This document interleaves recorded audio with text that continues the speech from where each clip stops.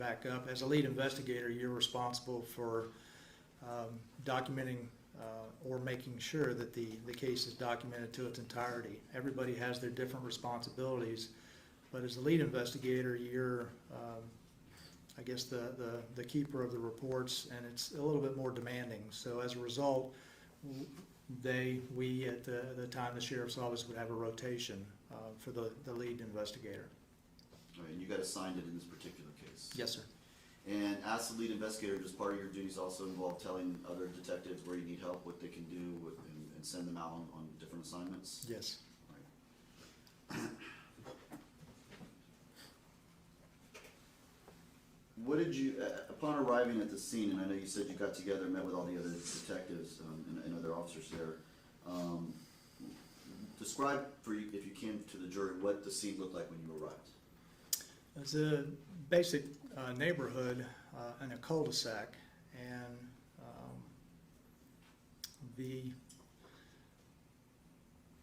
there was one residence, and the address is 14110 Finsbury, and then the next residence south of that, 14108, there was a deceased female in that driveway. You want me to continue? Yeah, that's good right there. At the 14110, by the time you arrived, had they already discovered that there was a body inside that residence? Yes. All right. And what, if any, information did you get about that?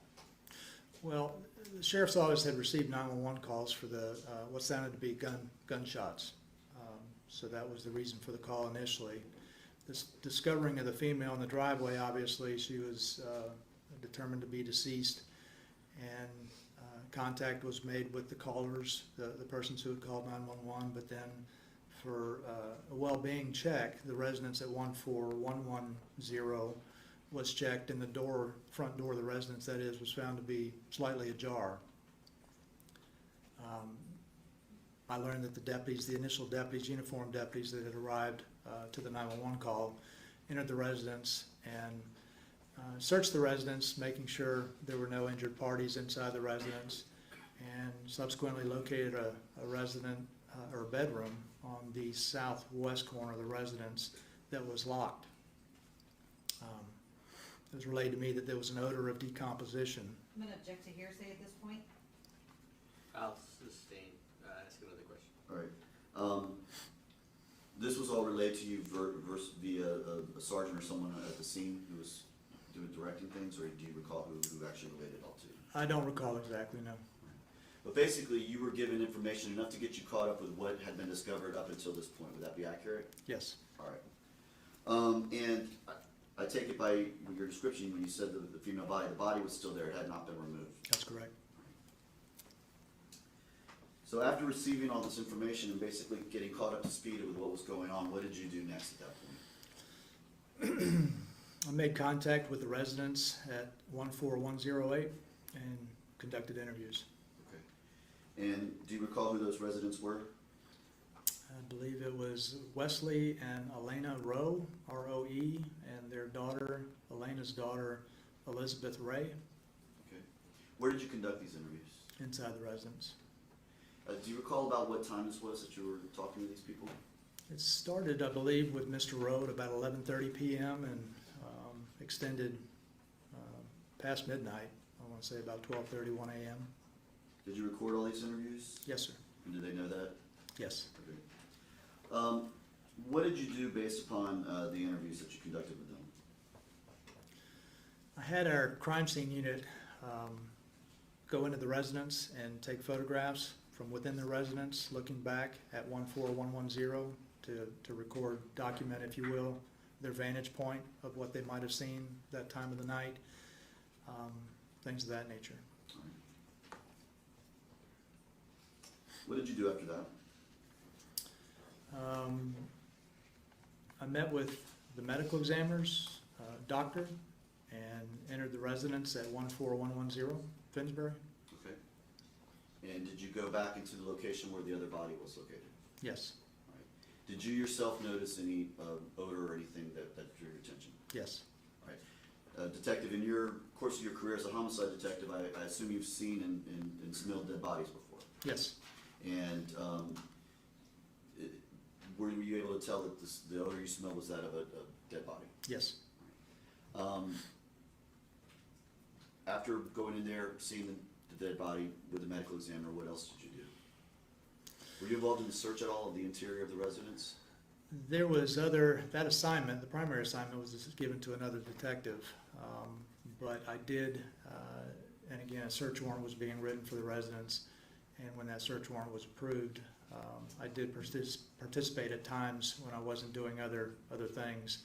So I did go in the residence, and in a bedroom in particular, and look at items. Okay. And that's something very common for detectives to do. They work in concert with crime scene techs or crime scene investigators and go and look and see if they see something that they believe might be important and tell the crime scene investigator to take a picture of it, things like that. Yes. All right. What did you do after meeting with the doctor and going into the residence when you got out? Well, I'd contacted the investigator's office with the Air Force. It was explained to me, I learned that Objection to hearsay? The sustained at this point. Did what were you attempting to locate or determine at this point in time? well, we had tentative identifications of the deceased individuals, the female that was in the driveway, the gentleman that was in the residence. This was established by the vehicles that were parked in the driveways. So part of the course of an investigation is you want to contact family members, next of kin. So I was basically doing research in that endeavor to try to find who lived at this residence currently, along with the victims, if there was anybody currently living there, but also next to kin, and trying to have contact made with those persons. Were you able to determine whether there was anyone else living at the residence with Miriam Robertines? Yes. And who was that person?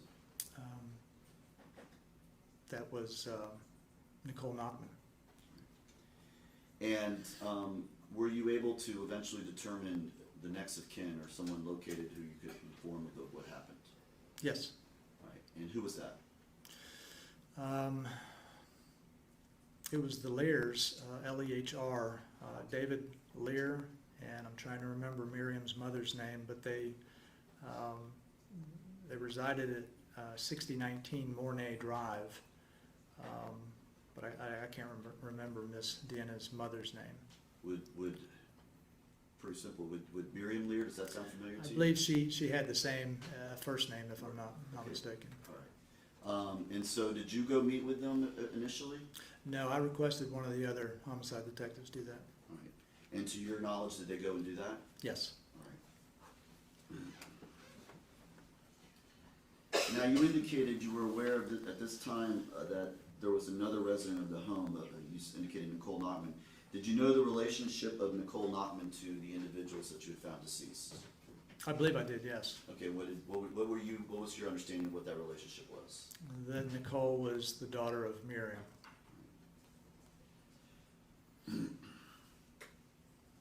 At this point in time, based on what you had, and we're talking, I guess, the early morning hours or late, did you have an interest in speaking with Nicole Nachtman? Yes. All right. And why would that be? Objection to relevance?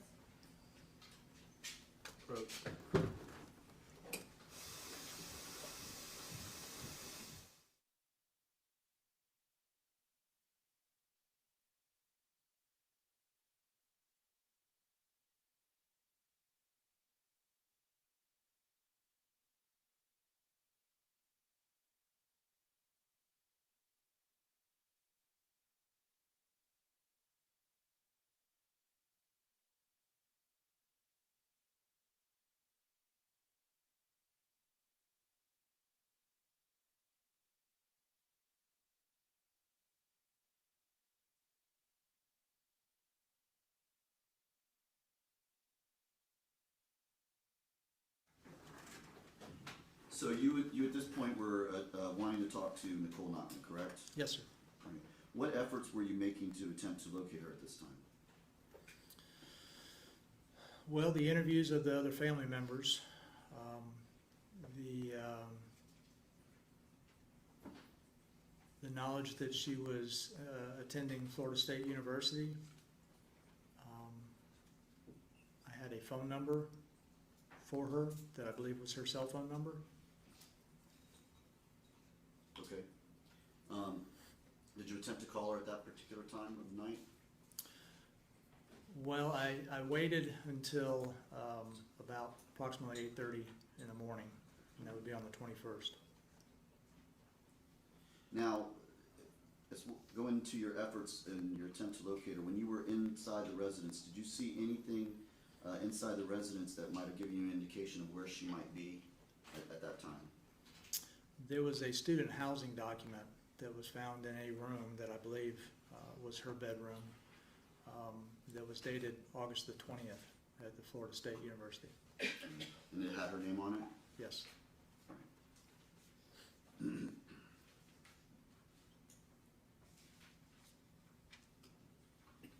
So, what time approximately do you recall that you attempted to contact Nicole Nachtman? I want to say it was precisely at 8:26 a.m. And did she answer when you called? Yes. And did you record that phone call? Yes, I did.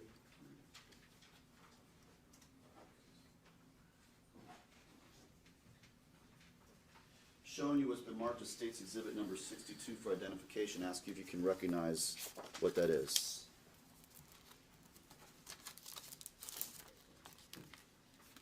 This is a CD recording of the controlled phone call. All right, did you have a chance to listen to that? I did. And do you recognize that CD for any markings or anything? Yes, I initialed it and put today's date on it after reviewing it. And does that CD, is that a fair and accurate representation of the conversation you had with Nicole Nachtman that morning at 8:26 a.m.? Yes, it is.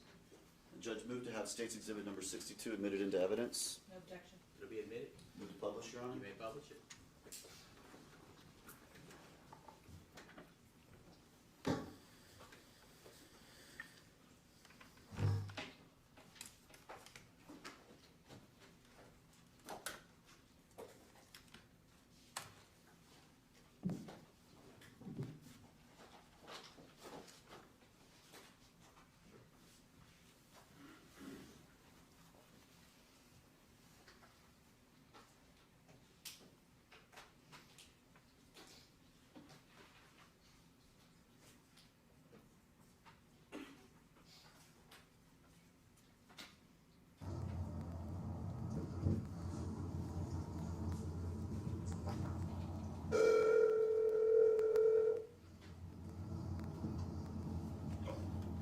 Hello? Hi, is this Nikki?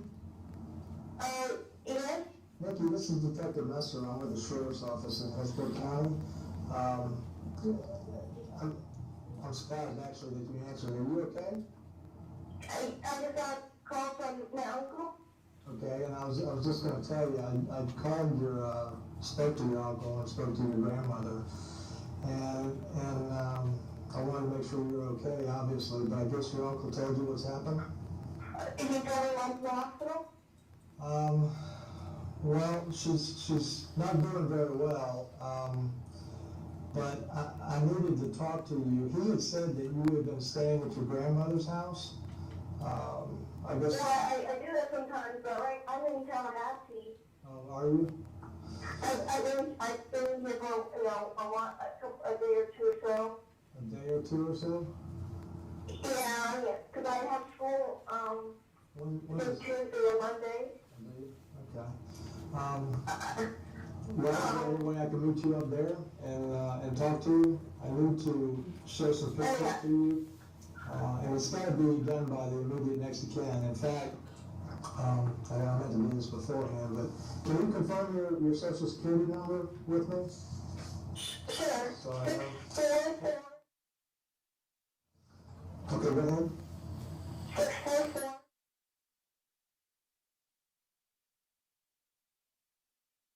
I just want to make sure I call the right person. Yeah. But you're not driving right now or anything like that. You're. Actually, no friends I am. Oh, are you? Okay. Well, that's fine. I mean, I just want you to get there. I'm on campus. I don't know the area that well over the campus. Okay. Well, do you know your address or where you're staying? Yes, I'm at the Smith building. I'd have to go over the address for you, well, because I don't really, Okay. the streets on Tallahassee are more narrow and they don't really make So, sense, but, I can do the street address, do you mind if I call back later, do a second? yeah, that's fine. Call me right back though, if you could, because, Do you know what hospital she's in? no, I don't actually. Are you on campus right now driving around or? Yeah, I'm on campus. Okay. I really need you to get to your dorm, and sit tight and then call me back, okay? I'm good. Alright, I'll wait right for your call.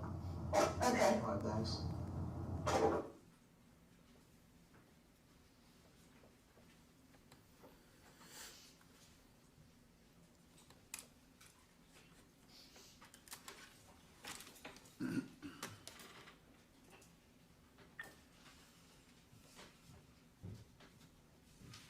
Now, after that call ended, you had indicated to her to call you back with the dorm information. Did she call you right back with that dorm information? No, sir.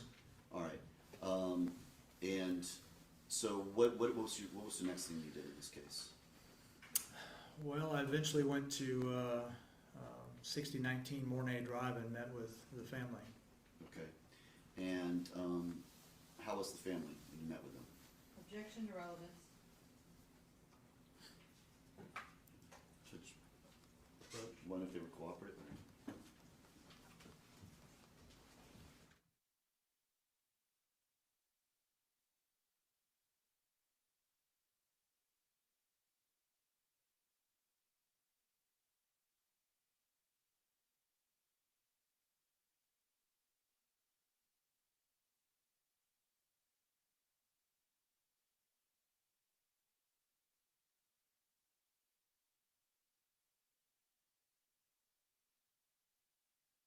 So when you met to meet with the Lears, were they cooperative with you?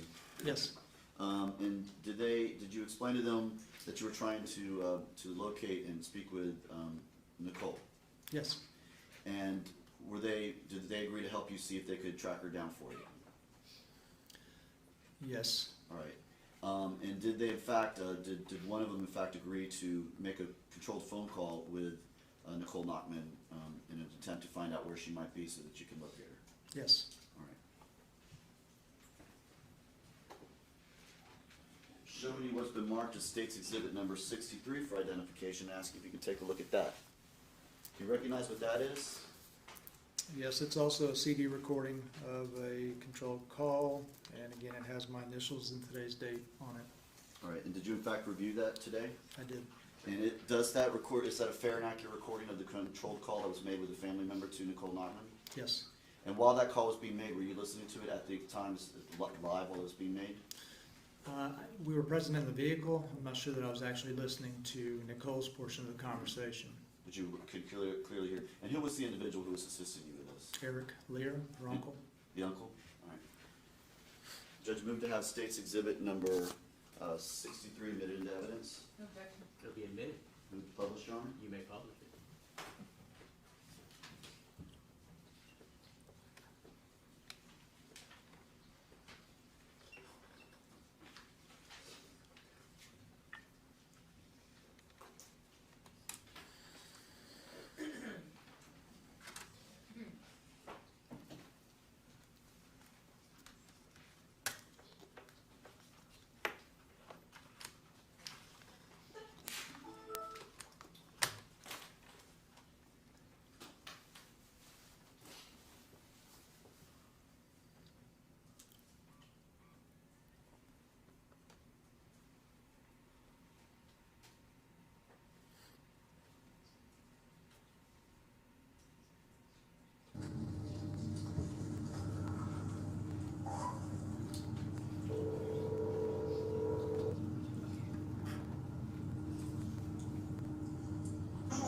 Hey, Nikki, That's right, yeah? did you call that detective? Yeah, I left a voicemail with the address. Oh, the address? Okay. Yeah. What's the address? It's 78, Chieftain Way. Wait, 78 Chieftain Way? Yeah. Is that like Chief and T-A-N? Yeah, Yeah, Chieftain Way, in Tallahassee. Tallahassee? 313. Okay. Well, so you haven't talked to him yet? Oh, well, I talked to him when he called me, and, well, you called me first, and then he called, Right. and then I told him, that I was gonna give him the address because, you know, I parked somewhere else, and I walk around to my room kind of thing, and, you know, so it's kind of like, I don't know, I didn't know the actual address, I have to keep looking up Sally's address for when I was living in the Sally building, but I live in the Smith building now. You live in the Smith building now? Hey, so you really know what's going on? I don't know what's going on. Yeah, because he called me back, and he said that, your mom, you know, is gone.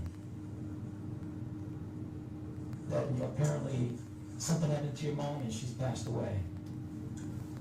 Are you there, Nikki? Nikki? I'm sorry. But he's making us, listen to me. Are you okay? Yeah, He's making it sound like you were involved or something. I was here. Well, how long have you been there? Probably a day. Oh, you didn't leave on Wednesday like you told Grandma? No, because Mom was kind of mad at Grandma. Oh, when was the last time you were at your mom's though?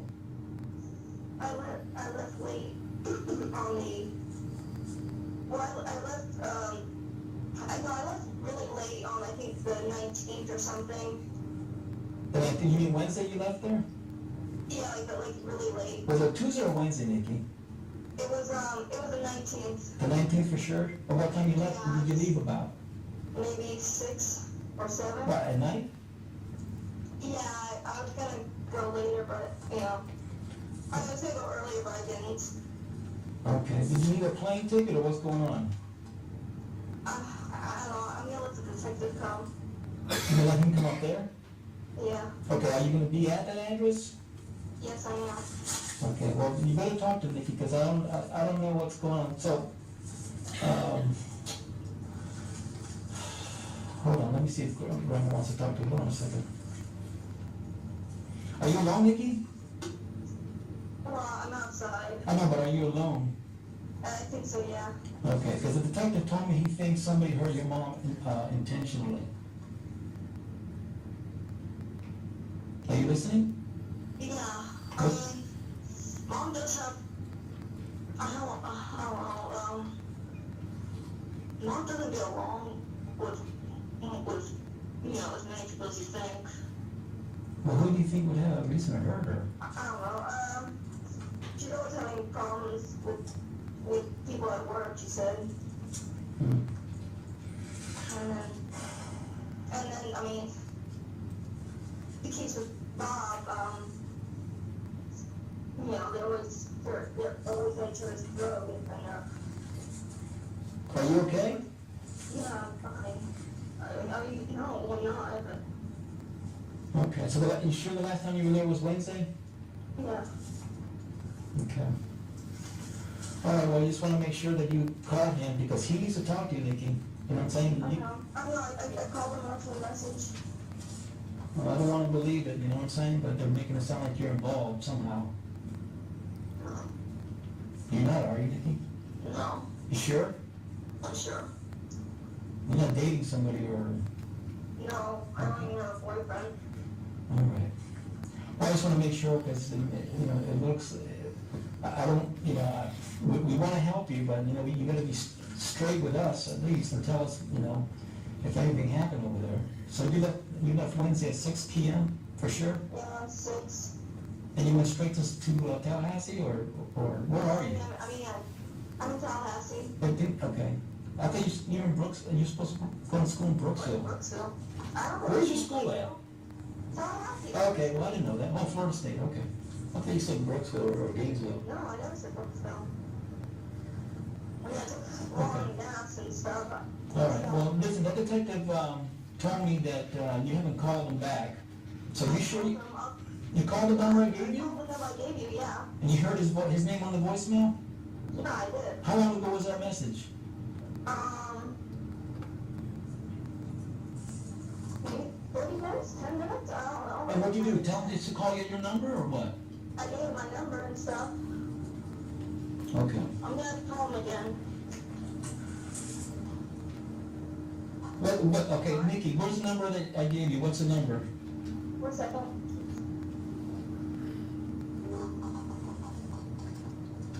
813 Yeah? 247 Yeah? 8666. Hold on, let me see. Let me check the card. Hold on, I think you got the wrong number, Nikki. Oh.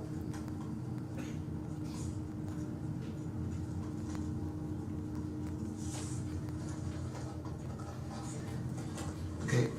I don't know where you got that number, Nikki. That's not, 36, okay, it's 81, you ready? Ready, 1 second. 1 second. 1 second. Yeah. Did you hear the guy's, the detective's name on the voicemail? 813 Yeah, 365 365 0405. No, Nikki, the other number you called, was there not a voicemail? Somebody's name on there? I heard something called Messer. I thought it was like Detective Messer. Okay.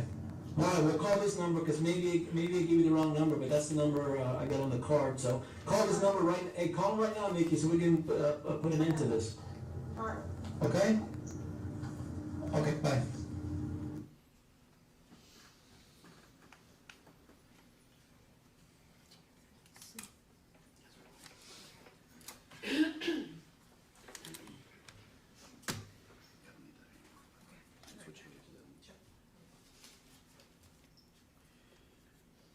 Okay, Detective Messer, after, what number did she give on that phone call that she said she called to reach you? That was my office number. Did you give her your office number? No, Do you have any idea how she got your office number? I did. How's that? I'd interviewed Eric Lair. I want to say it was earlier in the morning before the first phone call with Nicole, and I'd given him my business card, and I believe he had given her that number. Okay. But when Nicole called my number, she didn't give me the address that I was looking for. She left a message, but there was no address for the dorm where she was staying. Okay, so that's why you were still trying to reach her then? Correct. All right. Were you eventually able to get that address for the defendant? Yes. And was that after this call? Well, it was subsequent. She called me after this call, but obviously during this call, I got the address as well. Okay. And when she called you back subsequently, you were able to get the address and verify it's the same address she gave to her uncle? Yes, sir. All right. What did you do with that information at this point? Forward that information to my supervisors. All right. And what did you decide to do from that point on? I was going to travel by way of the Sheriff's Office helicopter to Tallahassee to make contact with Nicole Nachtman. All right. Did you have a detective accompanying you on this? Yes. What detective was that? Detective Porter Latine, Portlatin. All right, so is this still the morning hours now of, I guess, the 21st of August? It's about 10:30 a.m. on August the 21st, yes. All right. And so you now have an address and you've now spoken with Nicole, and so now you're on your way up to Tallahassee? Yes, sir. All right, and the Sheriff's Office has a helicopter that can fly that distance? Yes, sir. Okay. And that's how you all go? Yes, sir. All right. About approximately what time did you arrive at Tallahassee? I think it was about 1 p.m. Now, prior to going to Tallahassee, had you had communication with any law enforcement agencies up there? Contact was made, not directly by me, but contact was made, I believe, with the Florida Department of Law Enforcement as well as possibly the FSU Police Department. All right. Because technically, once you're up there, you're out of your jurisdiction. Would that be accurate? Yes, sir. So you needed the assistance of other law enforcement that were up in there that had the jurisdiction to make arrests, to authorize search warrants, that sort of thing. Correct. All right. So at the point you're going up there, do you know, has there been contact now made with those agencies to attempt to locate Ms. Nachtman? Yes. Okay. When you arrive up there, who do you meet with? I believe it was Florida Department of Law Enforcement Special Agent Albert Willis. Okay. And did they advise you whether or not they had located Ms. Nachtman at that point? Yes, literally, we were picked up at the airport where we arrived, and he had informed us that she Objection was. to hearsay? I'll sustain. Ask another question. Okay, so were you aware that she had been picked up? Yes, And did you know where she was being held? yes, And did you go to that location? yes. All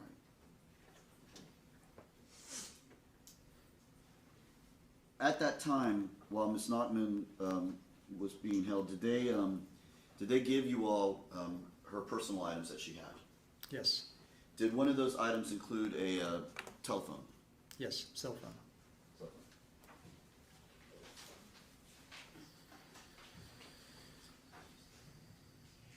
Showing you what's been marked as State's Exhibit number 42 for identification. Ask you if you can take a look at it and look inside and see if you recognize what that is.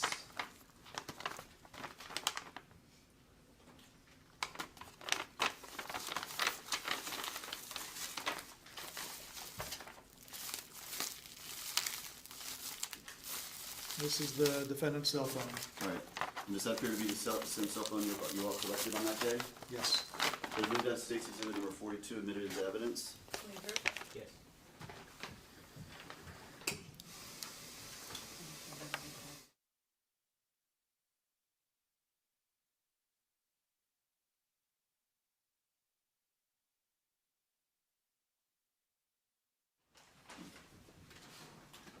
Would you publish, Your Honor?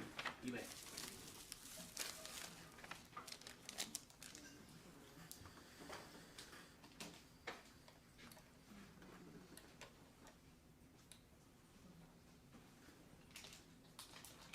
Now this appears to be the battery out of it on the outside here, but that's the phone right there. yes, sir, It's the front of it. yes. All right.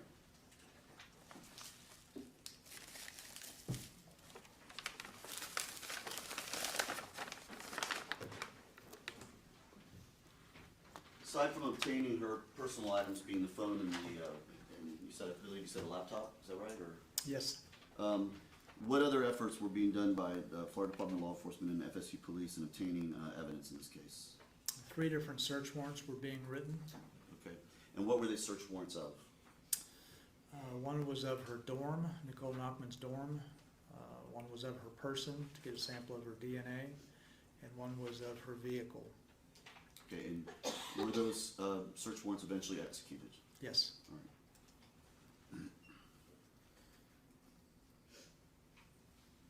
Now, were you involved in the search of the dorm room? no, sir. Who was involved in that search? It was Detective Porter Latine and I believe FDLE agents. Okay. How about the search of the vehicle? Were you involved in that search? Yes, sir. Showing you what are marked as State's Exhibits number 22A through Y. Judge, I have an objection to the admission of these Want to photographs. move them in? Yes, Judge, gonna move them in? They'll be admitted. All right. 22A through Y. Now, Detective, you had a chance to review these pictures earlier, correct? Yes, sir. And this, I'm showing you what's marked as 22A. Is this in fact the vehicle that you searched while you were up there? Yes, sir. All right. It's a front, picture of the front, and then 22B. Yes, 22C. These are all just pictures from around the exterior of the vehicle, correct? yes, sir. 22D.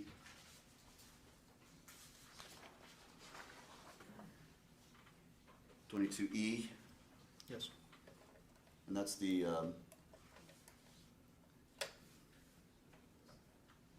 vanity license plate that was on the vehicle of this car, Yes, sir. and that was registered.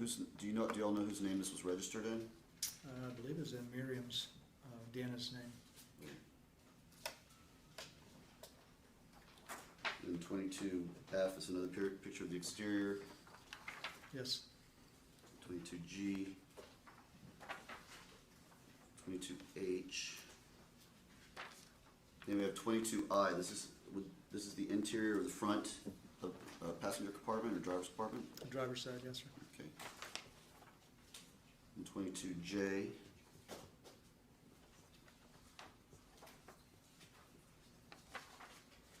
(22K). What are we looking at in this particular picture? There's a Garmin unit in the center console underneath the radio. All right. And what is that unit? What, do you know what that unit's for? It's designed to give directions. So it's a GPS unit? Yes. All right. 22L. What are these things up here? I believe they're garage door openers. 22M would be the back seat. Yes.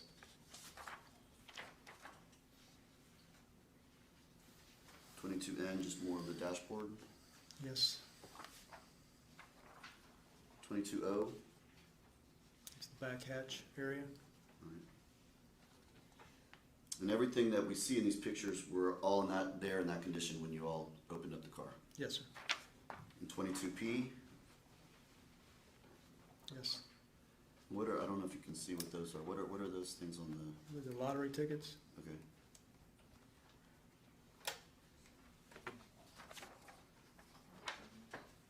(22Q). It's the center console. All right. 22R. What are these things? This was the contents of the center console, I believe. Should be Okay. in the bottom corner a description written down, bottom lower left.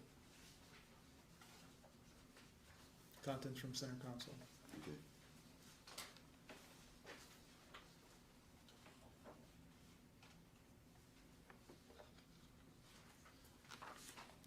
And 22S.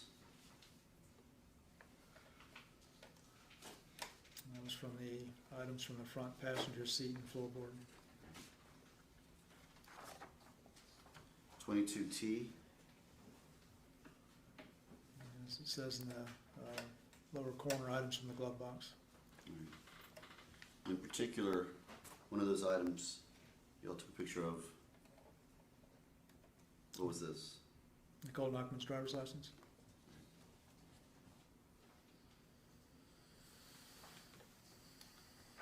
And then 22V. So it says driver's seat back pocket. Is that release paperwork that you found in that pocket? Yes.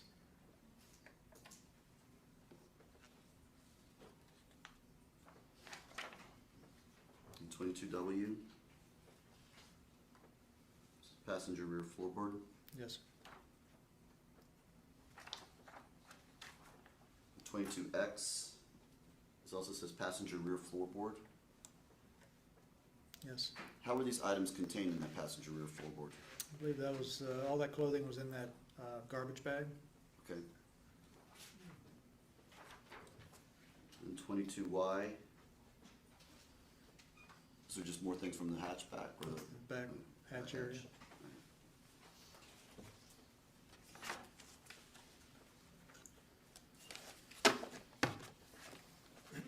Where was the search of this vehicle conducted? At the Florida Department of Law Enforcement's office in Tallahassee, in like a garage type environment.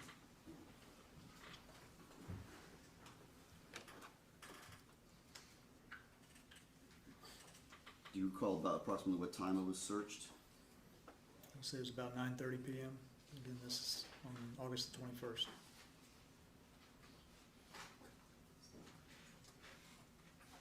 Show you what's been marked as State's Exhibit number 47.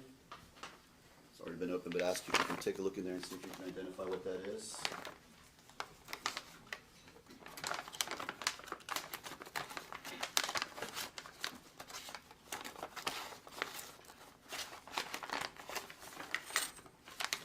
This is the Garmin GPS unit that was in the center console. Right. And does it appear to be in the same or substantially same condition as when you impounded it on that day? Yes, sir. All right, Judge, move to have State's Exhibit number 47 admitted into evidence. Objection. It'll be admitted. Into public forum. You may.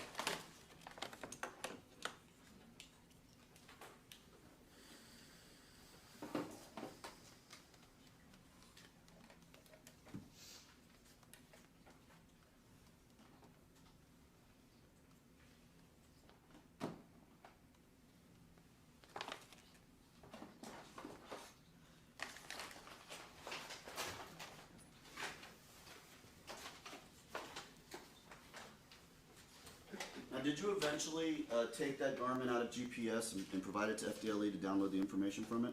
Yes. All right.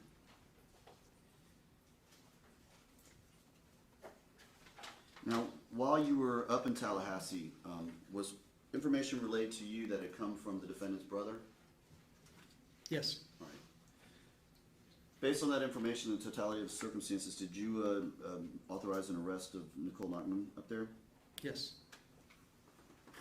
Were you in fact the one who told her she was under arrest? Yes. When do you think it was you eventually got back to Tampa? Sometime, I believe, after midnight.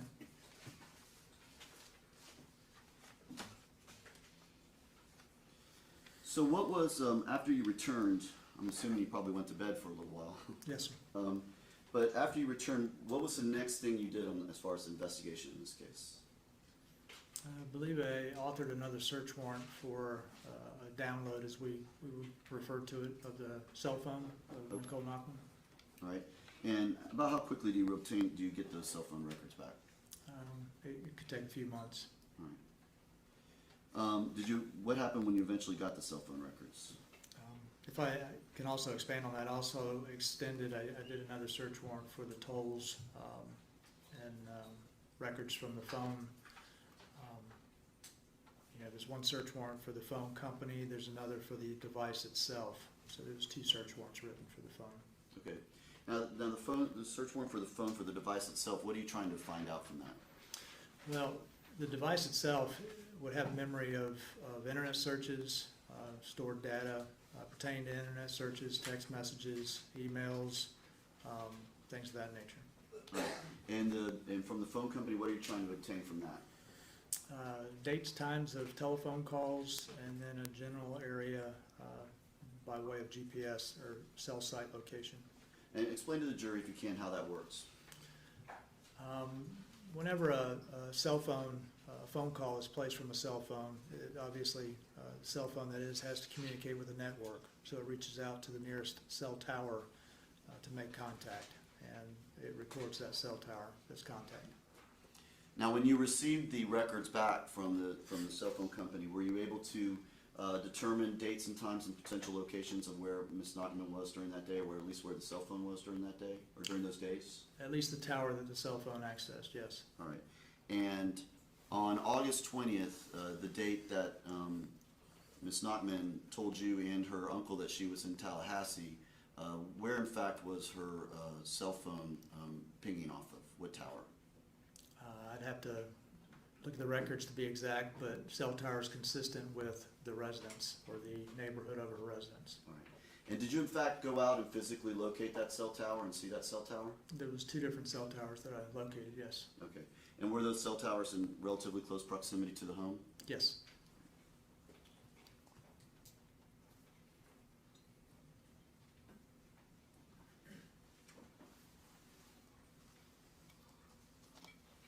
And going back to the Garmin, were you able to determine times and locations of where that vehicle or the Garmin in that vehicle was located during the time period extending from around the time of these murders?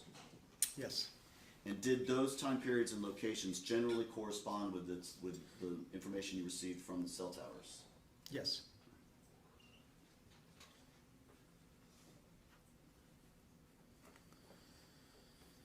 Now, specifically, with a specific time period, there was around the time of the murder, where was the GPS, and this is the murder of Miriam Deans, where was the GPS showing that it was located during that time period? It was in a neighborhood north of the Deanna's residence. If I show you a map of the area, would you be able to orient yourself on it? Yes. Showing you what's previously been introduced into evidence, it states exhibit number 67.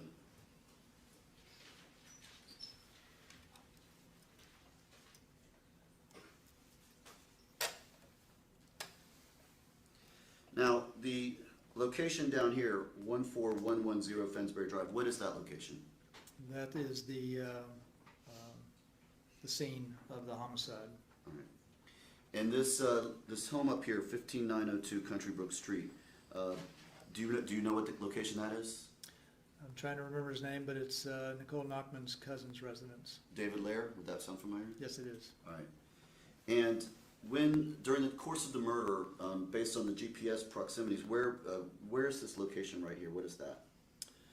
That's a side street, Fox Hunt, and I believe Hound's Tooth or something like that. But that is the location where the GPS from the Garmin unit was located prior to the homicide. Prior to the homicide and just after the homicide, would that be accurate? Yes. All right. And just after the homicide, that GPS starts from there and starts heading up to Tallahassee. Would that be accurate? Yes. Based on your recollection of the download from the Yes. GPS?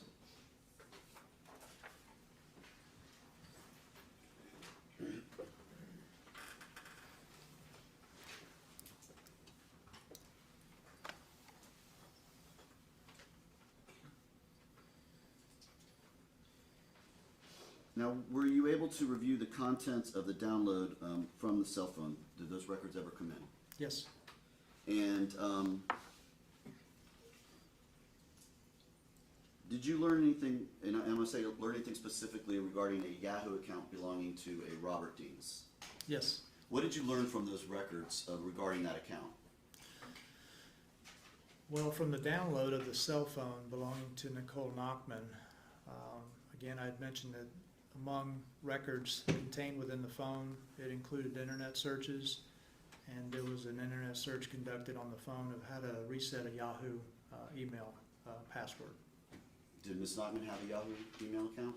Not that I was aware of. And did Mr. Deans have a Yahoo email account? Yes. And did the records actually show or indicate that an email had been forwarded to her phone from that Yahoo email account belonging to Mr. Deans? Yes. And was this just prior to the murder of Miriam Deans? Yes.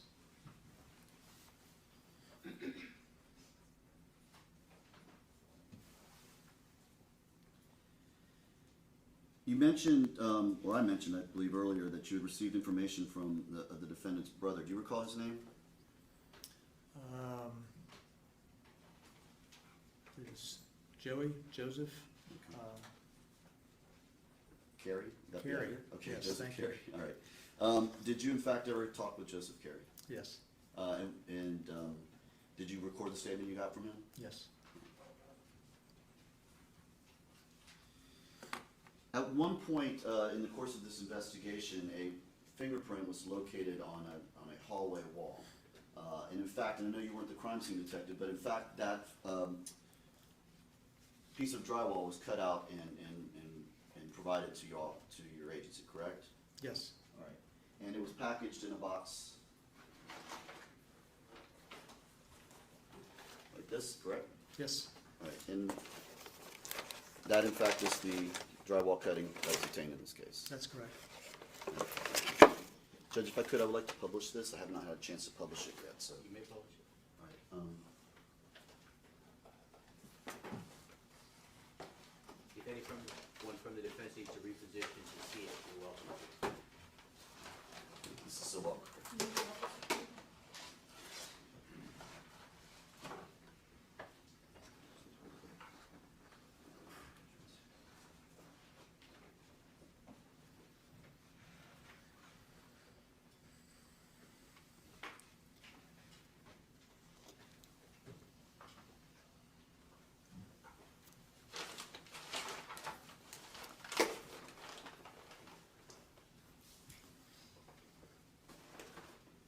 If I may have a moment, Your Honor. Yes.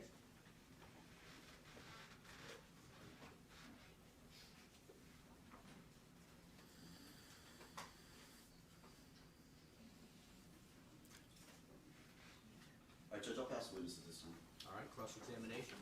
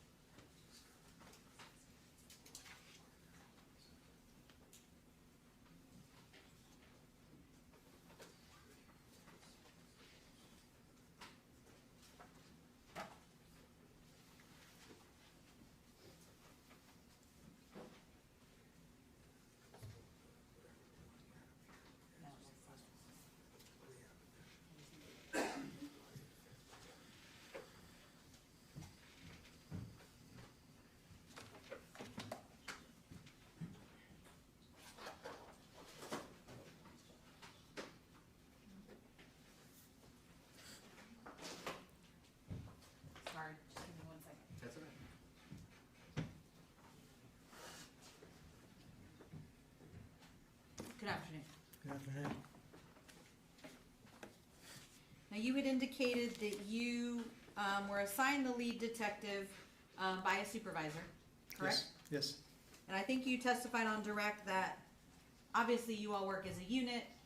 Detective Thomas was assigned the scene, various detectives assisted, but ultimately you're responsible to make sure that all the reports are documented and everything gets done as it should during a homicide investigation, correct?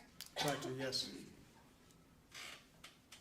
Now, you indicated you got the phone call on the 20th of August about 10, but you didn't arrive to the scene till about 11. That's correct. And at that time, you observed Mrs. Dean's, the decedent, in the driveway. Her body was still there. Of the 14108 address, yes. Now, you had indicated that prior to your arrival, obviously law enforcement had made entry into the Dean's residence at 14108, and that the information you had was that 14110. I'm sorry, 14110. And the information you had is that the front door was slightly ajar when they initially went to go in and basically do a welfare check. Is that correct? Yes. Obviously, all that had been done prior to your arrival, but the front door, as you understood it, to the Dean's residence was left ajar when law Yes. enforcement got there. You indicated you first interviewed the Rose, who were the neighbors at 14108, Yes. and that was about 11:30 in the evening. Yes.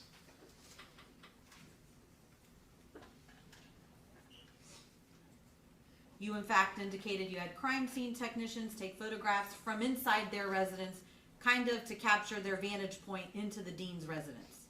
In the direction of the Deanna's residence, yes. Did you also notice, or was it brought to your attention, that a bedroom window that faced the Rose residence at the Dean's residence was left open as well? I don't recall if it was left open. Would you like me to comment on what I was told during the interviews? No, but I can show you some photographs as to how crime scene captured it, and if that tells you it was open when they got there, would that accurately depict That'd how probably crime be scene? the best account, yes.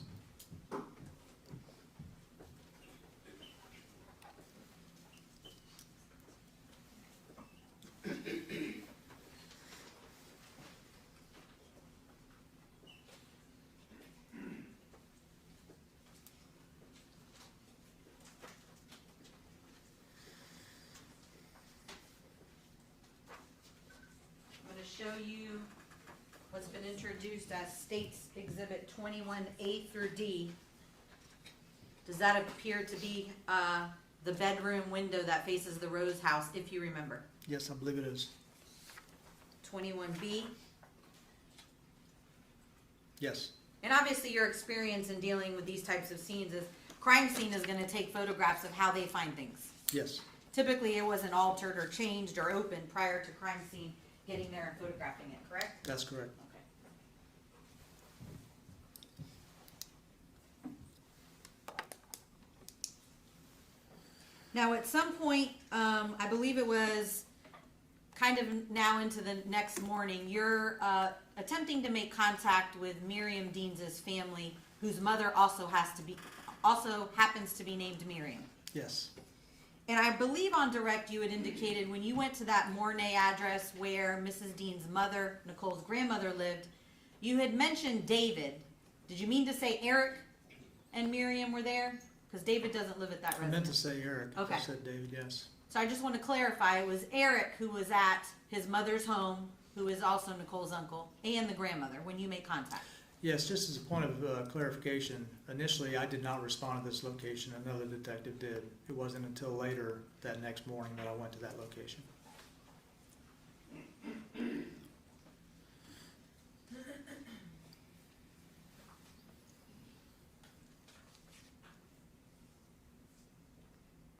So still staying within the evening hours of August 20th, other detectives had made contact at that residence, but you had learned that in fact family had been located of Miss Dean's. I think it was actually the early morning hours of the 21st at that point when another detective had went to the family's residence on Mornay. And then while that's happening, you're obviously doing your work as the lead detective, and then Detective Thomas is already beginning to document the scene with crime scene technicians, both inside and outside of the residence. Correct. And ultimately, while you indicated earlier this is a team effort, Detective Thomas would have made the observations and ensured that crime scene technicians documented and did everything needed to be done with the scene. Yes.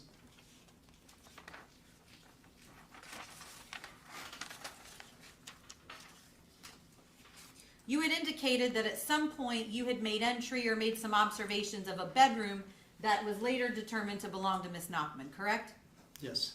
And there was in fact a dorm receipt that was dated August 20th, somewhere located within that room. Yes.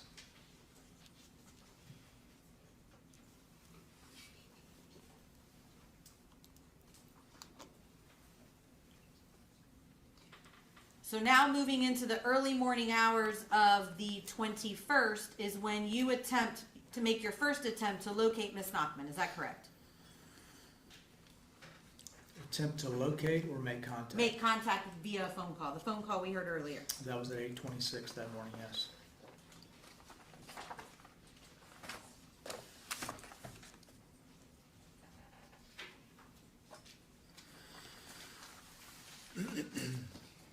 Now, when you initially call her, from what we heard on the recording, she answers, correct? Yes.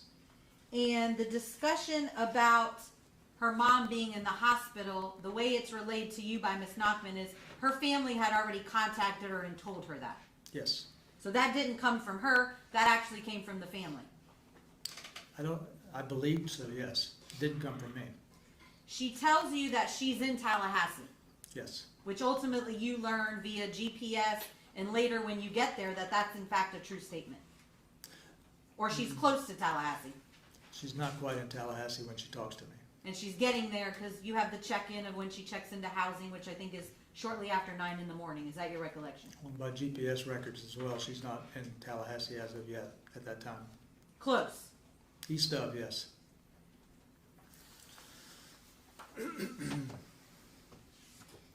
Now, she tells you also during that first phone call that the hall or her dorm room is actually Smith Hall. Yes. And that, in fact, turns out to be correct. Yes. However, because she either hasn't checked in yet or is just checking into this dorm, doesn't particularly know the exact address at that moment. That's my assumption, yes.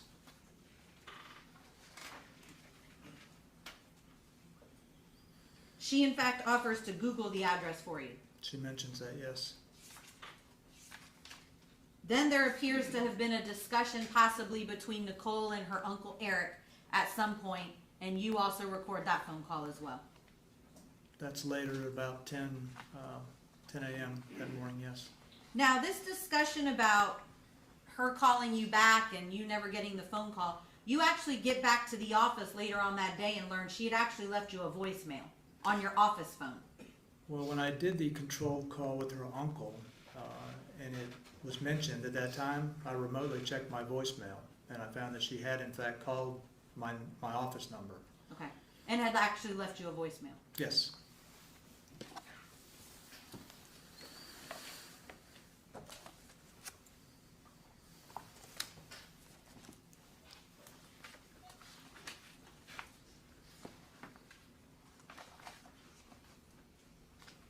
And in fact, during the phone call with her uncle, you had indicated you got the address at that time because you're obviously listening to this phone call, correct? Correct. And it was in fact the correct address to Smith Hall? Yes.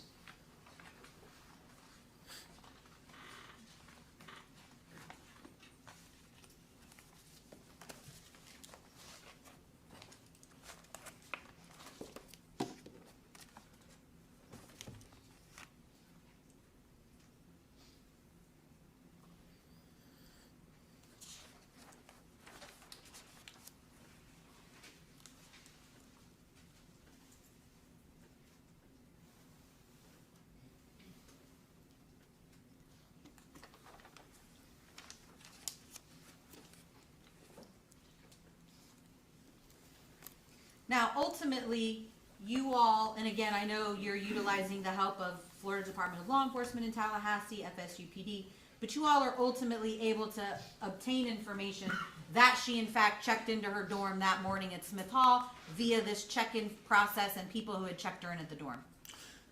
Actually, we had made a call Hillsborough County Sheriff's Office had contacted admissions at FSU prior to me doing the control phone call. That was about 8 a.m., I believe, when they opened and learned that she had in fact checked in. Or at least secured a dorm room, I should say.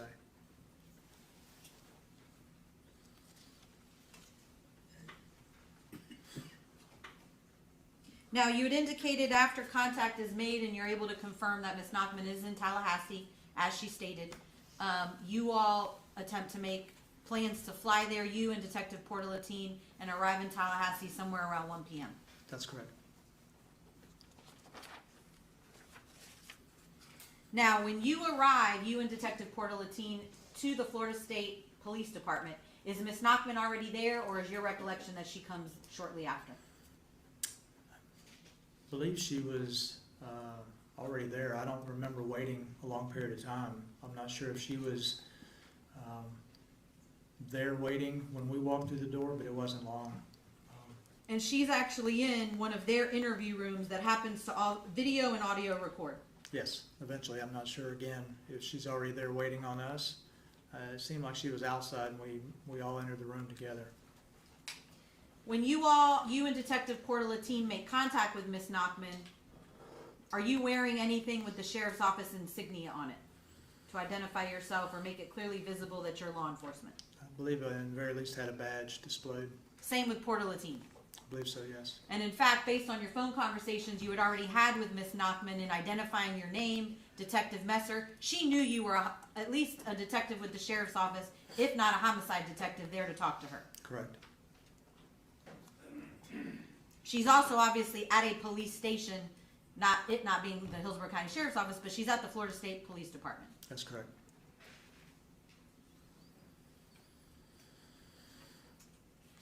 Now, this audio or video recording of Ms. Nachtman at the Florida State Police Department, you viewed it, correct? Yes. And it's several hours long. Yes. However, when when you initially walk in and obviously introduce yourselves, it's not too long after entering the room where Ms. Nachtman starts discussing the Snow Queen with you. Is that your recollection? Yes.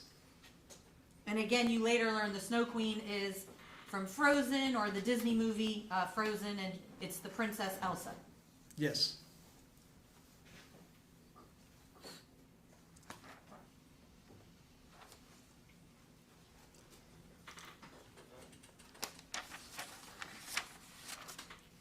At some point during that initial contact with Ms. Nachtman, during her recitation of the story about the Snow Queen and Elsa, you actually take a moment and tell her, you know your mom's dead, right?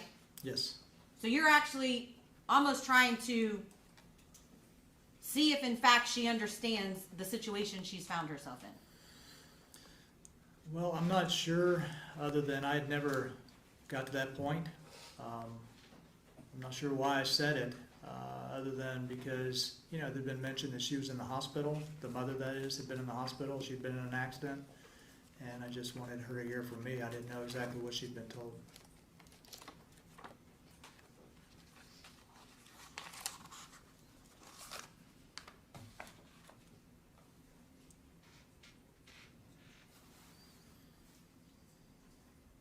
You're clearly observing that her reaction to the situation is not a normal reaction, which is why you asked for that question. Isn't that true? Possibly. I didn't see or understand the relevance of the story that she was telling me, that's for certain. And in fact, that she's not realizing the seriousness of the situation. I don't know that I'd say that. Do you recall giving a deposition in this case, Detective? I did. That deposition was back in October of 2018? Yes? Yes. I was there under oath asking questions about this very topic. Okay. I'm on page 55, counsel. Do you recall me asking you the question, but clearly you see something wrong with her reaction to this whole situation, I'm assuming, so you were asking her. And your answer, no, you're probably right. My question, your mom's dead, right? You know? Answer, yeah, your mom's dead. Is that your recollection? That maybe she's not realizing the seriousness of the situation. Okay. I would agree with that statement.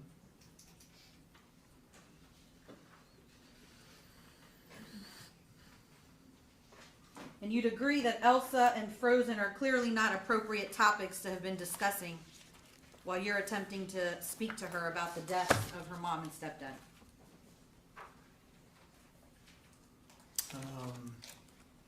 Yes.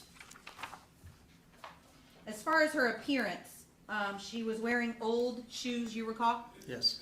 Apparently that looked like they probably needed to be replaced. Yes. A black cloak looking thing around her as you've described it previously. Yes. And you could detect body odor. I seem to recall, yes. Now at some point, and we see in the interview, you leave the room and Detective Portalatine remains with her there for several hours while you're authoring search warrants and doing other things pertinent to the investigation, correct? Yes. You had indicated a moment ago that you did not participate in the search of her room, is that right? The dorm, that's correct. Now, Mr. Terry asked you about the GPS that you eventually obtained from her vehicle and you have analyzed or downloaded, is that right? Yes. And your review of that data or that information does not indicate that Ms. Nachtman left after the death of Bob, correct? Or Mr. Deans? Left Yeah. meaning Tallahassee and then came back to Tampa. No. That is not reflected in any of the record, cell tower information, or GPS that you've reviewed. Correct.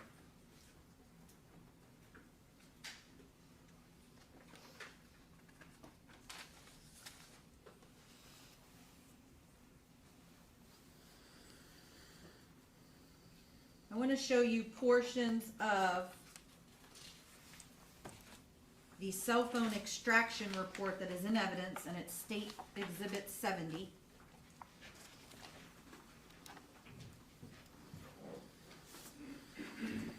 You reviewed this data or these downloads that the Florida Department of Law Enforcement conducted, correct? Oh, the cell phone? Yes. Yes. And for the record, it's State's Exhibit 70, page 335. Can you see that? The top, I'm going to refer to the message, the content of the message at the very top on the right-hand side. Can you read Yes. that? Yes. Can you read that for the jury? Yes. You need to weigh yourself to get an idea where you're at. At 5 feet, you should be 100 pounds. Add 5 pounds for every 1 inch after that. Get Bob to determine your height. And that appears, if you look to the left-hand column all the way down, that appears to be a text of some sort from Miriam Deans. Is that correct? That's correct.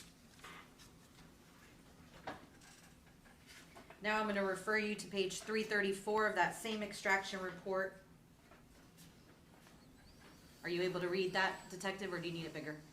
No, that's fine. What The portion? third box, third, fourth, and fifth box, beginning at want to make sure you go back to school looking good. Okay. Beginning in that and continuing? Yes, sir, the next three entries. Okay, she replies okay, and then Miriam sends, you are 61 inches, your weight should be the max 105 pounds. Keep that in mind. No meals after 7 p.m. Start alternating days with salad one day and a meat the other day. Stay away from breads. And she, Nicole replies okay.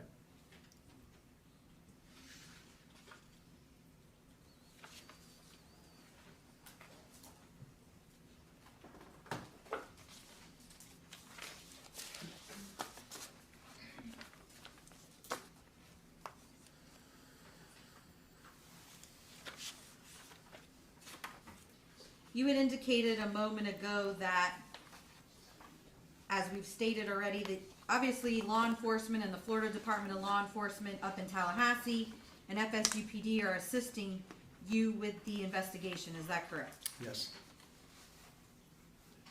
I want to show you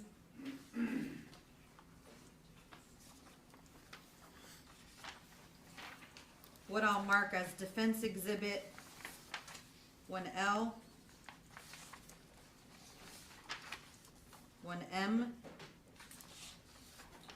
1N, as in Nancy, and 1O.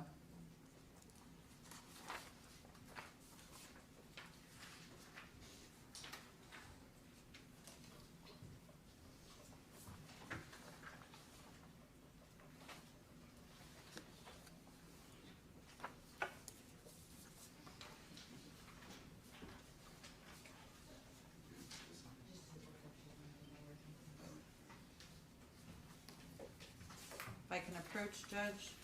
You don't need to ask. Is it, did you say one? I thought there was already a defense. Yes, Judge. Defense Exhibit 1A through K are photos. I'm now going to start continuing with photos 1M through O. Okay. And Detective, I have the FDLE property receipt, if that helps you refresh your memory as to what those are. Can you just take a look at those and tell me if those are items of evidence that Agent Willis with the Florida Department of Law Enforcement assisted in obtaining as far as belongings of Miss Nachtman as it relates to this case?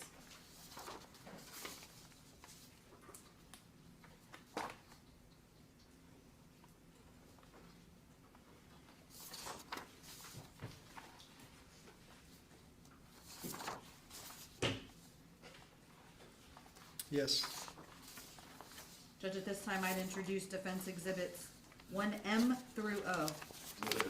It'll be a minute. So these were items of evidence that Florida Department of Law Enforcement assisted the Hillsborough County Sheriff's Office in collecting as far as belongings belonging to Miss Nachtman. Yes.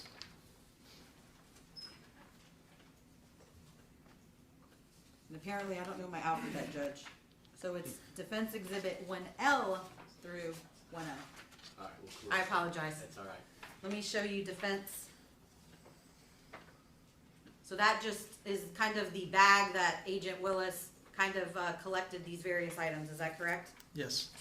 1M. And then when N as in Nancy, there appears to be like a children's frozen book. Yes.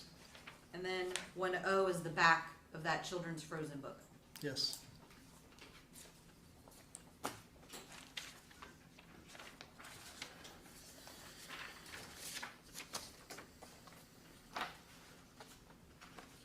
Judge, if I can have a moment. Absolutely.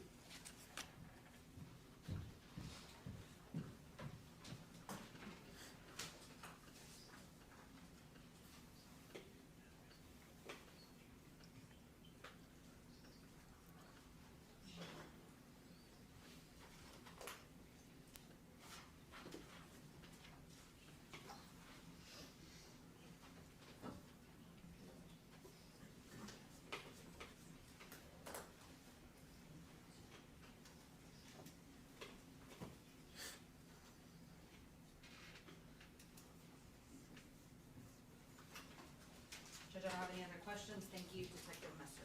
Redirect? Yes, Your Honor.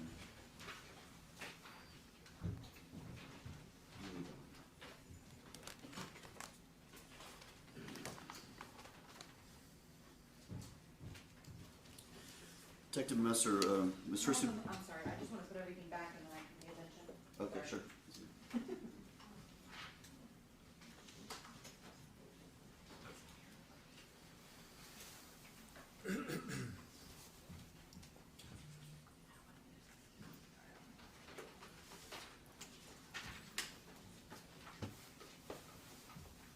I apologize. Thank you.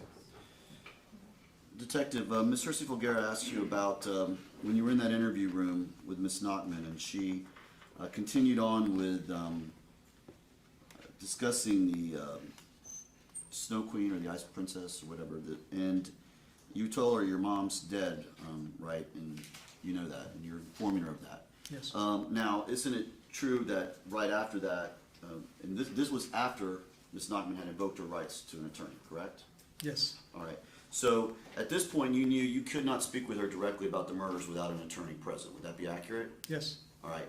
And so after you said your mom's dead, right, and she said something to the effect of, "I'm trying to distract myself right now. I just don't really want to talk about it."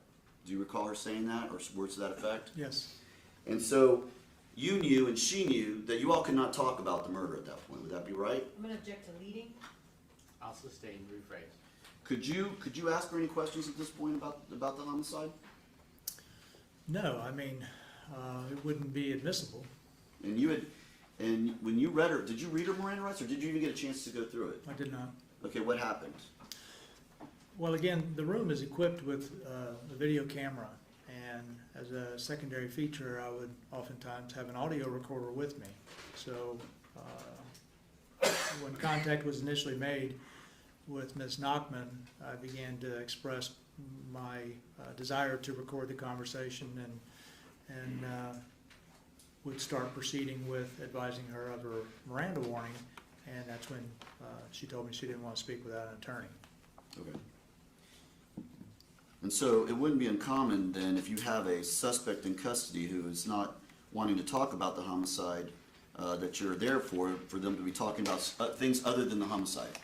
That's correct. Maybe where they go fishing, if Yes. if they like fishing, or so in situations like that where you all have a suspect in custody who's invoked the rights, it's not uncommon to talk about things that are interesting for the other individual, just to kind of pass the time while you're sitting there, so you're not just staring at each other.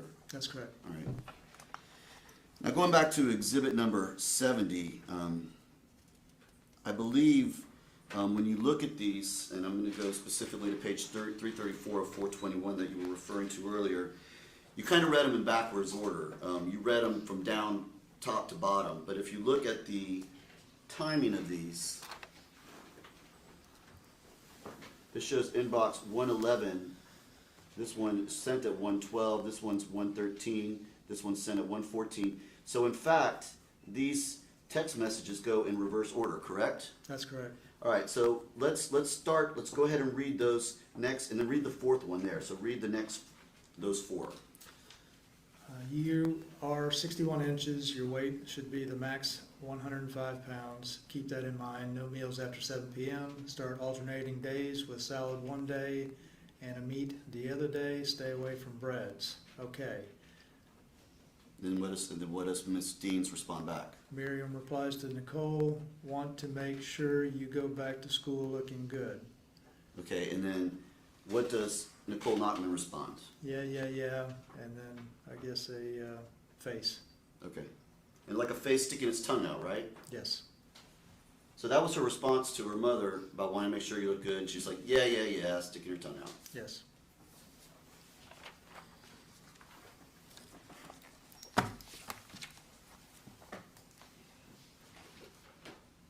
All right, no further questions, Judge. May this witness be excused by the state? Yes, you may, Judge. And by I guess subject to standby. subject to recall? All right. Yes, You may step down, detective, but no need to remain outside today, but you are subject to recall. Thanks, sir. State, I'm gonna go ahead, I know that it's 5:15 and I said 5:30, I know we'll only get 15 minutes into the next witness, but I'm gonna go ahead and ask you to call your next witness. You are, Judge? Can we approach for? Yes. for- Yes.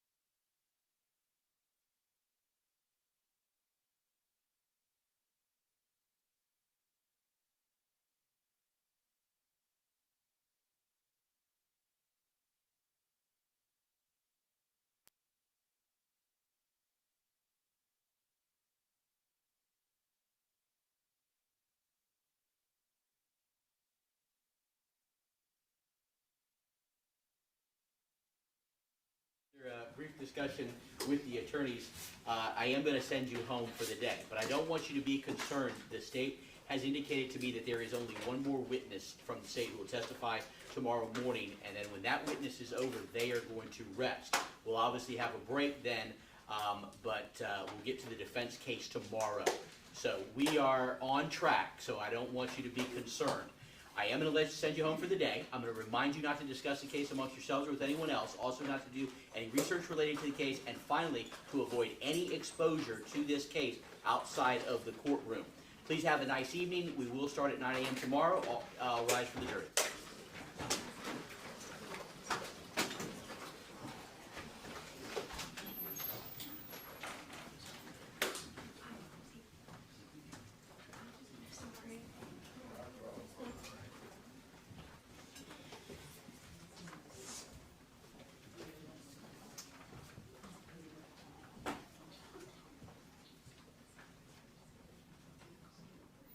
Jury has exited. Everyone may be seated. All right, as we discussed at the bench, we're still going to keep working so that we can do some stuff now that we don't have to do tomorrow morning and make up for any time that we may be missing by not continuing today. So, what can we take care of now? Judge, I believe the court still needs to rule on the defense proposed exhibits that the state rendered objections to. Specifically, if you have my exhibit list in I front of do. you, I believe they were objecting to, well, I limited the photographs it's now going to be, I'm sorry, exhibit number 11, but on my list it's number 2. Defendant's photographs with Mr. Ronald Nachtman. I have reduced the photos and taken them out of the collage form. If the court and the state want to look at, there's 4 total, and they're single. You had indicated Go ahead and show them to them, and then in light of my preliminary ruling, do you have any objections to those 4? I don't expect you to waive any objections. Judge, other than they're cumulative, it's basically the same, almost the same identical 4 photos of her with her father. I mean, maybe in different locations, but it's almost identical. I can show it to you. Yeah, let me see. But I think they're just cumulative. I think 1, maybe 2 Why would aren't they? suffice. Why aren't they cumulative? Judge, they're just 4 depicting him in different, he's the caretaker of her at that age, and like I said, we had the collage initially with several, and we just picked out the 4 that appeared to be in different locations and at different times.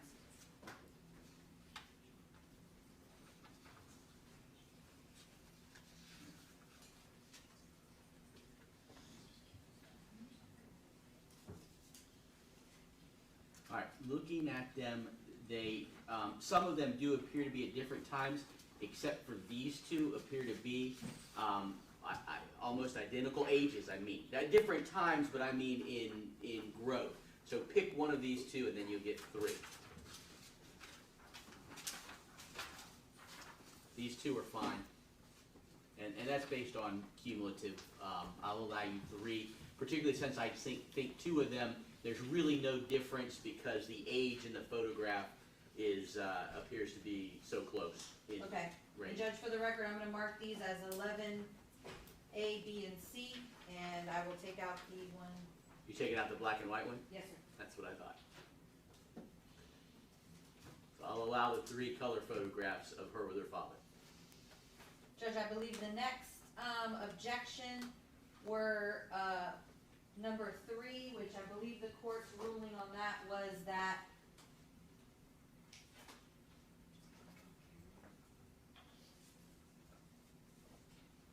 as long as they were photos of Miss Nachtman with her brother Joey, and we've picked 2. And not by herself. That was the Right. court's initial Right. objection. Who are the people in this photo? Joey and the brother, Who's the other one? his friend. He's authenticated with this to people there. But Joey's holding it. That's fine, Judge. I don't know. All right. So I'll mark those as 3A and B. And then I believe the next objection was the entire, the documents from the family court file. Family court file, yes. I've I reviewed those, and actually, let's go ahead and talk about 4, 5. 5 is defendant school records from the Air Academy, and 10 is Department of Children and Families intake report dated September 30th, 1998. I have those here, and I wrote on the exhibit list, the state's objections were essentially relevance, hearsay, and prejudicial value outweighed probative value. Is that a correct recollection or statement? Correct, Judge, and as the court stated, you know, expert testimony is not supposed to be a conduit to hearsay, and in this particular case, we have no objection to the and I guess the purpose of it, according to the defense counsel, is to show, you know, that they had records that they relied on. Well, we have no objection to them stating, the doctor stating what records they relied on and what specific points they pulled out of those records to say that they relied on it and forming their opinion. However, to introduce all these records just at one fell swoop is not really fair to the state, and it puts in a lot of prejudicial stuff, which is all hearsay. So we would object for those grounds. Well, I want to address that statement that it's all hearsay. I'm trying to find, I marked one out of the Air Academy records. Unfortunately, I don't have them numbered separately. Let me just see. Okay, that's the family court file. So it's one of these.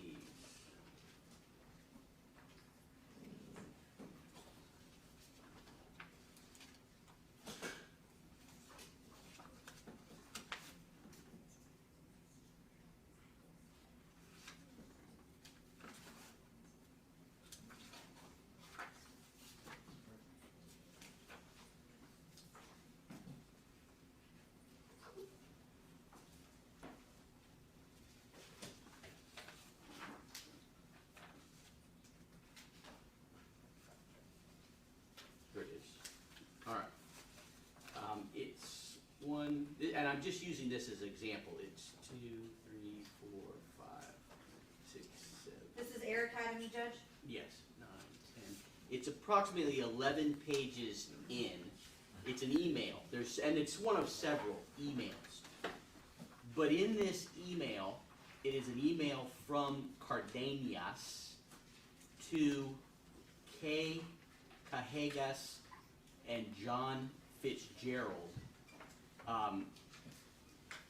Anthony White and somebody Clund, C-L-U-N-D, are copied, and the subject is Nicole Nachtman and L. Roberts.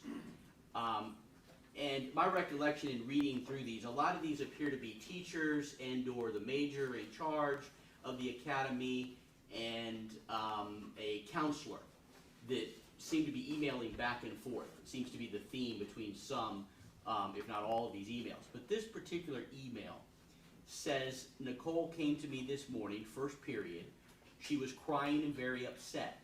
She confided that Lazaria, parentheses, Zoe, has been harassing her. According to Nicole, Zoe tells her that she is weird, that all the other girls hate her, don't want to be her friend, and that the other students laugh at since she is so strange. I asked Nicole if she had gone to her TAC or anybody with this, and she said no, that she didn't want anyone talking to Zoe and then be labeled a tattletale. As I said, Nicole was beyond herself. Under other circumstances, I probably wouldn't bring this up to you at all, or up to all of you, I apologize. However, between sobs, Nicole said that she just wanted to kill her. Then she added that she just wanted to kill everybody that was making fun and laughing at her. She concluded to repeatedly say between her sobs that she was going to snap. Now you can't possibly be contending that they're offering this document to prove that she was gonna kill Zoe or kill everyone. So unless you are, it's not hearsay, correct? No, Judge, it is hearsay. We have no way to cross-examine the people on Hold this. up, We have no way to... time out. Let's go over the definition of hearsay. Tell me the definition of hearsay. It's an out-of-court statement made by a declarant. That's your understanding of the definition I mean, of hearsay? just- Then we got a problem. Well, what is it, Judge? I mean, I'm telling you what I hear it An is. out-of-court statement, that's number one, being offered to prove the truth of the matter asserted. Now, if that's not the definition of hearsay, then I need to... Judge, I think it is being offered to prove the truth of the matter. Okay, so the state's position is that the defense is offering this statement to prove that Nicole was going to kill Zoe and everybody. Judge, the position is that it's not that it's being offered to prove that she was going to kill somebody, it's being offered to prove that she was in a mental state that she was going to snap. Because Okay, even but if the it says go definition on, is truth of the matter asserted. totally agree, and the matter asserted of this is that Nicole Nachtman was going to snap. Well, that may be the last one, but there's also, so I mean, technically we'd have to go through, well, some of the statement might be hearsay and some of it not. But Judge, I understand that, but still, the whole point of this email is clear. It was that Nicole Nachtman was going to snap. And that's the whole point of it. The last line, I don't know if Nicole was being overdramatic or if in fact she was, quote, ready to snap. That is the whole subject and the whole idea of this email. And but this goes back to one of the points that I made when we argued this last week, Judge, that the problem with introducing documents, there's nothing wrong with the expert saying, I reviewed multiple documents from the Air Academy and it showed Nicole was suffering with some severe issues. She was being bullied, kids didn't like her, she was going through things. There's nothing wrong with the expert saying that. But to give this back to the jury and then what? Stand over them and say, that's not true, but that's true. That's not being offered to be true, but that's being offered to be true. There's no way to do that. And by introducing these records, that's essentially what you're saying we would have to do. We would have to go back there and sit there and say, we don't think this is being offered. We don't know. They can't even say if that really is true. And that's the problem with it, which is why its prejudicial effect far outweighs the probative value which can be accomplished by the experts testifying. All right, but those are two different issues. Prejudicial effect is different than whether it's hearsay or not. I agree with you, and I'm saying that I think that it is hearsay, because I think that the truth that it's trying to convey is that Nicole Nachtman was ready to snap. And they are offering it for that purpose. All right, let me hear the response from the defense related to this. And again, this is, I picked this out as an example that applies to all three of the records. Judge, our intent in introducing these records, as I stated earlier, one, all the time attorneys say that, there is no corroborative data or this is self-reports by the defendant. But more importantly, our experts are going to rely on these records to show that, in fact, she was experiencing bullying as part of the mental state that was deteriorating, that schools are trying to report this to the mom, and the evidence will show that we believe that there were no interventions done. So there was no response. And it's really effect on Miriam Dean's, effect on those. So she's getting these emails and she's doing nothing.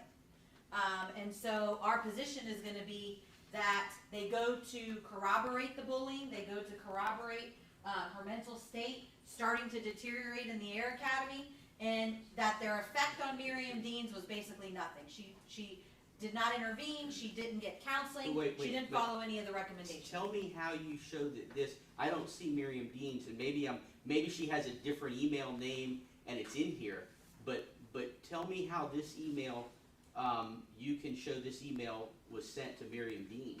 I'm sorry, Judge, the specific, I was just talking about in general. There's some, Well, but see, that's the problem. There's just a ton of documents here in 3 different composite exhibits that we can't generalize.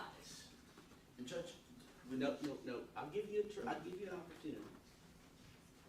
So The defense's turn. the emails that the court is referencing, I'm just looking to see, because the first ones are from Miriam Dean's with regard to the child custody and whether Mr. Nachtman was allowed to be present.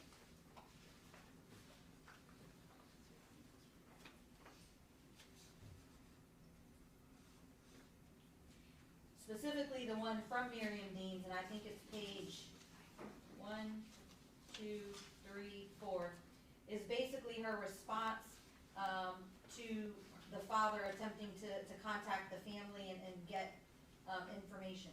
The other emails, and if you look at first few, I guess, are from Miriam about the custody situation. But these emails are counselors and, I guess, I don't see the email directly to Miriam in this stack, but I think the evidence will show, again, in the totality of the documents that the experts reviewed, that in fact Miriam Deans did nothing in response to these concerns that the school was voicing. Here's another concern of mine. How do you lay a foundation, proper foundation? Who's going to look at this email if the author of it doesn't testify and say, yes, that document is a fair and accurate representation of the email that I sent? First of all, it comes in as a business record, so. That's an exception to hearsay, but Right. that's not a foundation. That doesn't establish fair and accurate representation. It doesn't, Judge, but we obtained all of the school records at the Air Academy, and our experts reviewed the entire file. And again, I could potentially have been asking the court to introduce, I mean, the Air Academy file is hundreds of pages, the family court file is 500 or so pages. We've selected the ones that our experts indicate to them are relevant to their opinion as to Nicole Nachtman's mental health deterioration, the bullying she was experiencing at school, and the lack of intervention. And the experts will characterize that as neglect on the part of Miriam Deans, because the evidence we believe will show that Nicole Nachtman never received any counseling, there was no interventions by the mom, and that's the purpose of the documents. All right, well, and my ruling applies to all of them. I told you I'd let you be heard, but you don't need to. It's a foundation issue as I see it, and if you were, I'm ruling that they're not coming in, however and unless someone else comes in and testifies. I use this one as an example because if the author of this was to come in and testify, then by all means, my ruling as to specific documents that the author could testify to as to the authenticity of it may change. But coming in under the experts, I reviewed it, is a floodgate that I don't intend to open, because if I was to accept that basis, then absolutely everything in every case that an expert relied on would then come into evidence and be presented to the jury. And I'm not aware of any authority for that. I've never seen that happen. So that's my ruling. Because we don't intend to use them as a conduit for every single hearsay statement you're not allowing for the jury, but their overall impressions of court files, records, psychological evaluations are absolutely proper items for them to rely on in rendering an opinion. No problem with that. No, absolutely. Oh, I thought you were saying they can't then talk about them either. No. Okay. And I'm not at all saying, hearsay is not the issue. You may be absolutely right if you could bring in or have an affidavit as to business records and get around a hearsay objection. But no, the experts can talk about them, that they relied on them, then they're going to be cross-examined about that. That's fine. Okay. But the documents coming in just because the expert relied on them is a floodgate that I don't intend to open in this case. Can I make these court exhibits for the appellate record, and I'll just do court exhibit 1? Absolutely. Well, you want to put them all together, or court exhibit I'll do 1, 2, court and 3? exhibit 1 for the Air Academy. Your ruling applies to the family court file and the DCF? It does. Okay, so I'll do the Air Academy as court exhibit 1. I'll do the family court file as court exhibit 2.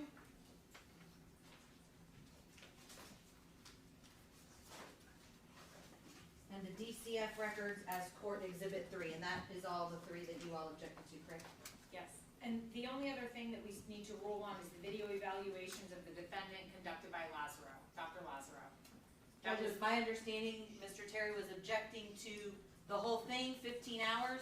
I've pulled out clips that my experts are gonna talk about and have relied upon, and I thought that he was okay with clips. Yeah, I'd like to see the particular Okay, clips, but yeah. as long as it's limited in Yes, scope and just. it's gonna be specific limited. things, I don't know.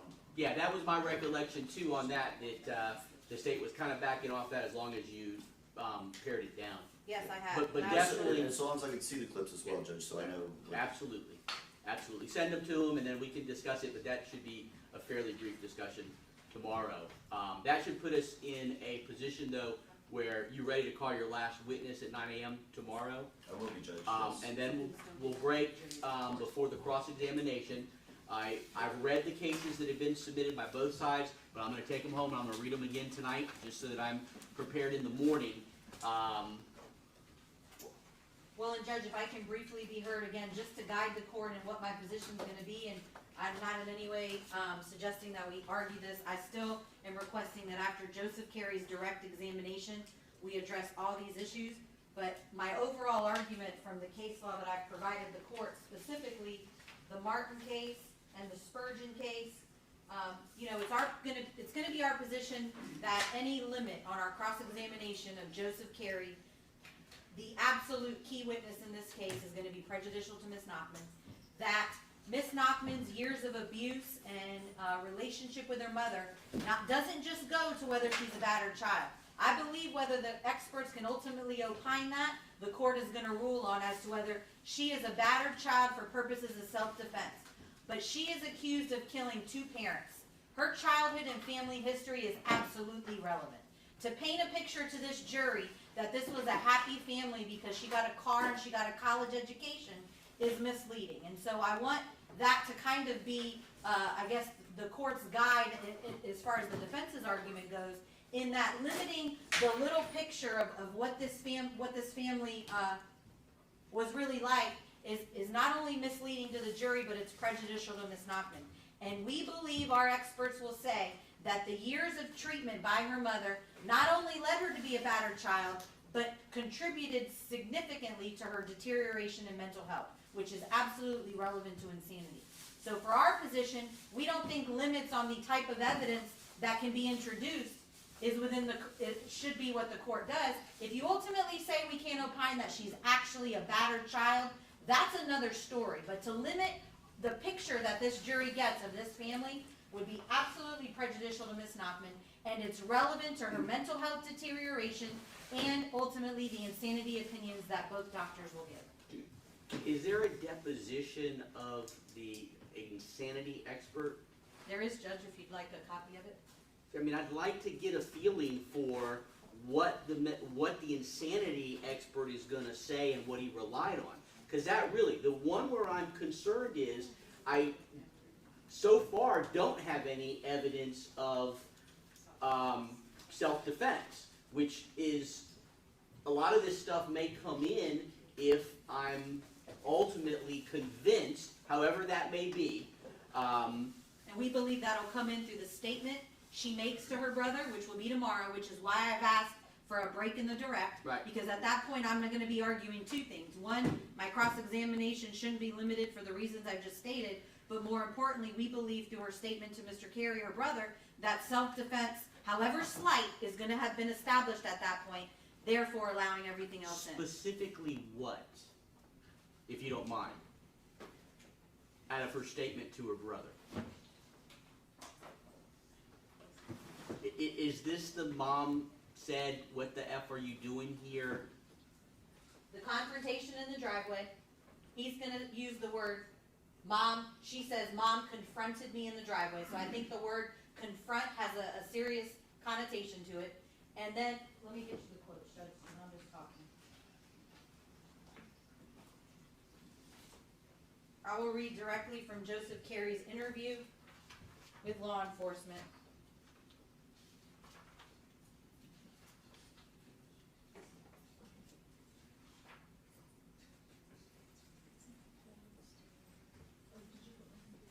She tells her brother that had she only gotten the good news about the dorms minutes before, she wouldn't have had to do it. She tells her brother that she's had screaming in her head since London. Things were really bad when she got back from her visit to London. The pressure, the screaming, it was loud, it was uncontrollable. It was in her head nonstop, and she couldn't do anything about it. The screaming turned into nightmares, and she couldn't control nightmares and bad dreams.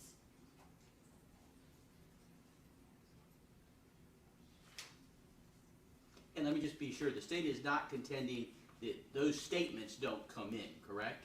I mean, they may already be in. No, and I'm not sure if obviously I don't know how he's gonna testify tomorrow and what he'll remember and what, but I'm saying, yes, I'm not saying the statements that Nicole Nachtman made to him. We plan to elicit everything she said to him. Ultimately, the argument is whether that gives rise to some evidence or any evidence of self-defense. Well, there's more. So that you get the battered Self-defense, child. obstruction, battered child, correct.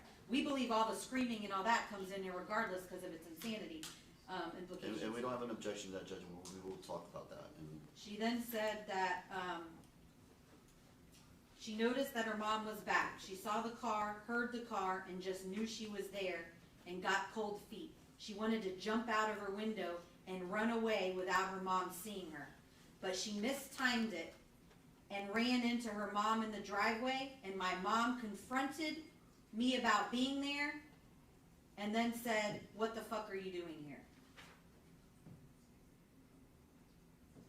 Those are the statements we believe that are gonna be Judge, elicited. just so the court's aware, right after that, she says, she tells her brother, and then I blacked out. I don't remember anything at that point. So, confrontation can mean a lot of things, but what it means, Judge, when she says, "What the fuck are you doing here?" that's just a, mom sees her and says that. And there's nothing else to show any sort of aggression, any sort of aggressive movements, any sort of coming at her, anything. And she specifically says, at that moment, I blacked out. I don't remember anything. So, I've cited a case, Judge, that you'll see when you look through those cases. No, I've read Where both. they said, because the defendant said he blacked out and doesn't remember anything, they could not use self-defense. No, I've read your cases. Alright, Judge, it with the court, if the state has no objection, I can give you Dr. Ewing's deposition I transcript. have no objection, Judge. Okay, I appreciate that, thank you. All right, is there anything else? No, sir? Nothing from the state, Judge. All right, have a good evening, I'll see you at 9 a.m. Thank you. Oh, Judge, one more thing, and it doesn't have to be on record, but for our scheduling purposes. Yes, By the time Joey Carey's done, JOA, we wanna have our witnesses In the here at afternoon? the correct time, so I'm gonna tell them, you Afternoon. tell. So after lunch, Yeah. have our witnesses here. yeah, even if we have to do an early lunch, we're flexible enough that we can, even if we had to go to lunch at 11 till 12:15, but I don't think, that's overly optimistic. I think that's fine, yeah, you don't need any witnesses here in the morning.